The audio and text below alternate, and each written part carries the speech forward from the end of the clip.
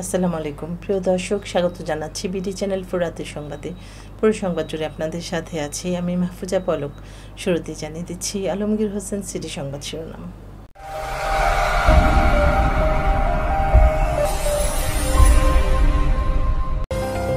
করিমগঞ্জে চেয়ারম্যানের বিরুদ্ধে জোরপূর্বক স্বাক্ষর নেয়ার অভিযোগ, নিরাপত্তাহীনতায় প্রশাসনিক কর্মকর্তা। গাজায় বর্বর হামলার প্রতিবাদী হোসেনপুরে গণ অধিকার পরিষদের বিক্ষোভ।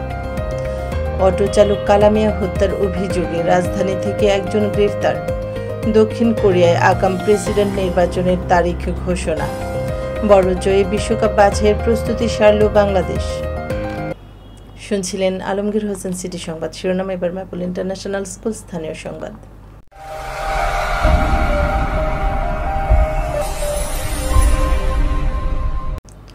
করিমগঞ্জে চেয়ারম্যানের বিরুদ্ধে জোরপূর্বক স্বাক্ষর নেওয়ার অভিযোগ, নিরাপত্তাহীনতায় প্রশাসনিক কর্মকর্তা। কিশোরগঞ্জের করিমগঞ্জ উপজেলার সুতারপাড়া ইউনিয়নের উত্তর নগেশপুর খেয়াঘাটের ইজারা প্রদানের ক্ষেত্রে চরম অনিয়ম ও জোরপূর্বক স্বাক্ষর নেওয়ার অভিযোগ উঠেছে ওই ইউনিয়ন পরিষদ চেয়ারম্যান মোহাম্মদ কামাল উদ্দিন ভূঁইয়ার বিরুদ্ধে। গতকাল ইউনিয়ন পরিষদের প্রশাসনিক কর্মকর্তা তোফায়েল আহমেদ এ বিষয়ে উপজেলা নির্বাহী কর্মকর্তা ইউএনওর বরাবর লিখিত অভিযোগ দিয়েছেন। অভিযোগপত্রে তোফায়েল আহমেদ উল্লেখ করেন, ১৪৩২ বাংলা সনের জন্য খেয়াঘাট ইজারা প্রক্রিয়া পরিচালনায় উপজেলা প্রশাসনের নির্দেশনায় ইউনিয়ন টেন্ডার কমিটি গঠন করা হয়। নিয়ম অনুযায়ী সভা ডেকে সদস্যদের মতামতের ভিত্তিতে ইজারা সংক্রান্ত সিদ্ধান্ত নেওয়ার কথা থাকলেও চেয়ারম্যান সাহেব সভা না ডেকে নিজে রেজুলেশন খাতা তৈরি করে অন্যদের মাধ্যমে কয়েকজন সদস্যের স্বাক্ষর সংগ্রহ করেন। গাজায় বর্বর হামলার প্রতিবাদে হোসেনপুরে গণ অধিকার পরিষদের বিক্ষোভ।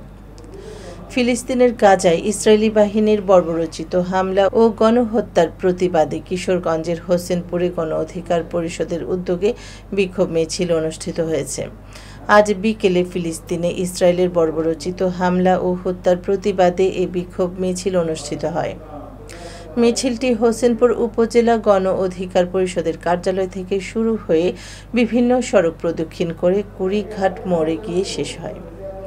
এ সময় বক্তব্য রাখেন বাংলাদেশ শ্রমিক অধিকার পরিষদের কেন্দ্রীয় কমিটির সিনিয়র যুগ্ম সাধারণ সম্পাদক আল ইমরান, উপজেলা গণ অধিকার পরিষদের সদস্য সচিব হুমায়ুন কবির, ছাত্র অধিকার পরিষদ নেতা রিপন রাজ, সোহেল হায়দার, মোস্তাকিম রাসেল শেখ, সালমান, সুমন মিয়া প্রমুখ।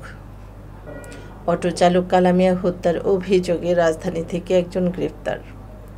নেত্রকোনার মদন উপজেলার অটো চালক জসিমউদ্দিন ওরফে কালামিয়া হত্যার দায়ে রাজধানী থেকে গ্রেফতার করেছে র্যাব ১ উত্তরা ক্যাম্পের সহযোগিতায় র্যাব ১৪ সিপিসি ২ কিশোরগঞ্জ ক্যাম্পের একটি আভিযানিক দল। গ্রেফতার মোহাম্মদ অজিবুর রহমান নেত্রকোনা জেলার আটপাড়া উপজেলার চারিয়া এলাকার মৃত আব্দুল আজিজের ছেলে।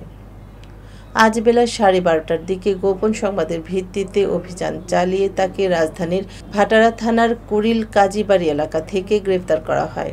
এক প্রেস বিজ্ঞপ্তিতে বিডি চ্যানেল 4কে বিষয়টি জানান র্যাব ১৪ সিপিসি ২ কিশোরগঞ্জ ক্যাম্পের মিডিয়া অফিসার সিনিয়র সহকারী পরিচালক। এবার জীবনদীপ হেলথ সেন্টার আন্তর্জাতিক খবর।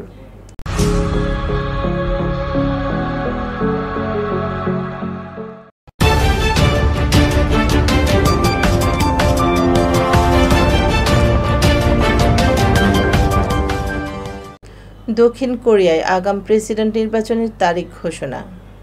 দক্ষিণ কোরিয়ায় প্রেসিডেন্ট নির্বাচনের তারিখ ঘোষণা করা হয়েছে। দেশটিতে আগামী ৩ জুন আগাম নির্বাচন অনুষ্ঠিত হবে বলে জানিয়েছেন দেশটির প্রধানমন্ত্রী ও ভারপ্রাপ্ত প্রেসিডেন্ট হান ডাকসু। দেশটিতে পরবর্তী প্রেসিডেন্ট নির্বাচন অনুষ্ঠিত হওয়ার কথা ছিল ২০২৭ সালে। সামরিক আইন জারির কারণে সিওলের সাবেক প্রেসিডেন্ট ইউন সুক ইয়োলকে তার পদ থেকে অপসারণ করা হয়েছে। শূন্যপদ পূরণে নতুন করে প্রেসিডেন্ট নির্বাচনের ঘোষণা দেওয়া হলো। আজ অনুষ্ঠিত জাতীয় পরিষদের এক সভায় এই সিদ্ধান্ত পাশ হয়েছে। এবার ঘরোয়া ডিজিটাল প্রিন্টার্স খেলার খবর।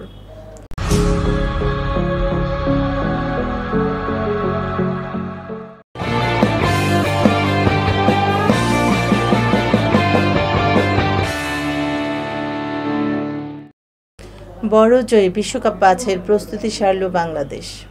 বিশ্বকাপ বাছাইয়ের প্রস্তুতিটা দারুণভাবে শেষ করল বাংলাদেশ নারী দল। প্রথম প্রস্তুতি ম্যাচে স্কটল্যান্ড নারী দলকে হারানোর পর দ্বিতীয় প্রস্তুতি ম্যাচে আজ পাকিস্তান এ দলকে উড়িয়ে দিয়েছে নিগার সুলতানারা। আজ লাহোরের গাদ্দাফি স্টেডিয়ামে বিশ্বকাপ বাছাইয়ের নিজেদের শেষ প্রস্তুতি ম্যাচে পাকিস্তান এ দলকে ১৬৭ রানে হারিয়েছে বাংলাদেশ। দর্শক, এই ছিল বিডি চ্যানেল 4 রাতের সংবাদ। সকলকে পরবর্তী সংবাদ দেখার আমন্ত্রণ জানিয়ে এখানে বিদায় নিচ্ছি। আপনারা ভালো থাকুন, সুস্থ থাকুন। নিত্য নতুন খবর পেতে বিডি চ্যানেল 4 এর ফেসবুক পেজ ও ইউটিউব চ্যানেলের সঙ্গে থাকুন। শুভরাত্রি। আল্লাহ হাফেজ।